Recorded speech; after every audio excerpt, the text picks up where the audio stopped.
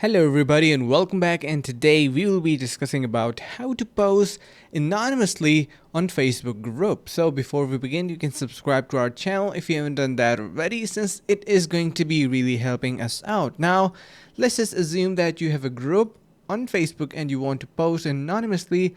Like for example, we have some groups going on in here and I want to simply add something onto here anonymously. So I can actually do that. Like for example, first of all, you need to click on this write something option, and here you should be able to see this post anonymously option. Make sure that this is checked, and you can say this is saying admins and moderators and Facebook systems can see your name and profile photo. This should be a case, and details you include in an anonymous post could reveal your identity. To protect your privacy, we turned off some of the options. So click on got it.